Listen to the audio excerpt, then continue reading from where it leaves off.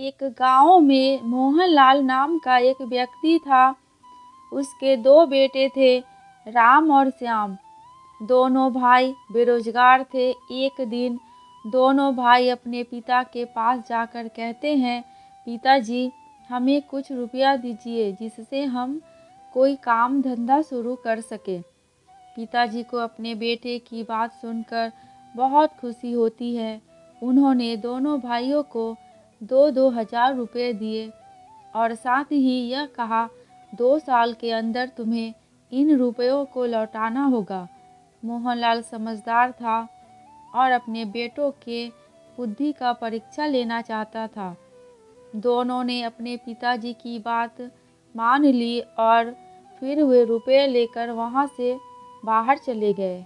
रास्ते में राम ने श्याम से कहा, पिताजी ने ये हमें बड़े भरोसे के साथ दिया है। हमें ये रुपयों से कोई अच्छा काम शुरू करना चाहिए। लेकिन श्याम ने कहा, नहीं, मैं इन रुपयों से नए नए कपड़े खरीदूंगा और नई नई जगह घूम लूँगा और फिर बचे हुए पैसों से अपना काम शुरू करूँगा। हमारे पास 2 साल का समय है। और फिर दोनों भाई अपने अपने रास्ते चले गए। 2 साल बाद मोहनलाल ने अपने दोनों बेटों को बुलाया। मोहनलाल ने अपने छोटे बेटे से पूछा, तुमने पैसा का क्या किया? उसने पिताजी से झूठ बोला कि किसी ने उसके पैसे चुरा लिए। पिताजी को श्याम के नए कपड़े देखकर झूठ समझ में आ गई।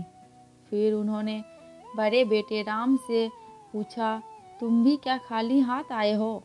राम ने मुस्कुराकर कहा, नहीं पिताजी, यह लीजिए 2,000 रुपये और आपके लिए कुछ नए कपड़े। पिताजी ने पूछा, तुम इतने पैसे कैसे कमा लाए?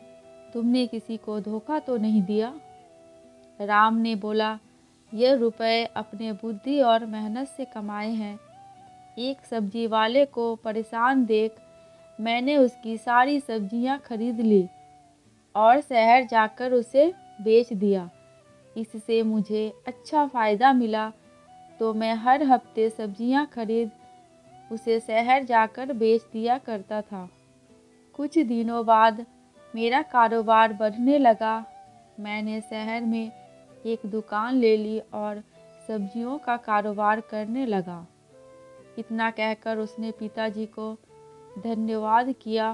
पिताजी राम के समझदारी और मेहनत से बहुत खुश हुए और अपने छोटे बेटे श्याम से कहा, अगर तुम भी अपने बड़े भाई की तरह बिना समय बर्बाद किए अपनी बुद्धि और मेहनत से काम करते तो आज तुम्हारे पास भी बहुत धन होता।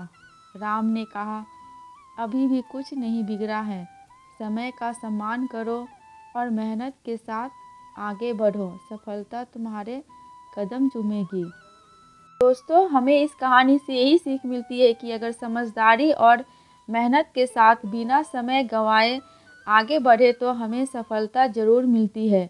और दोस्तों, मेरी कहानी आपको थोड़ी सी भी अच्छी लगी हो तो प्लीज़ मेरे चैनल को सब्सक्राइब करके मेरी वीडियो को लाइक एंड शेयर कर देना। अंत तक वीडियो देखने के लिए आप सभी का दिल से बहुत बहुत शुक्रिया।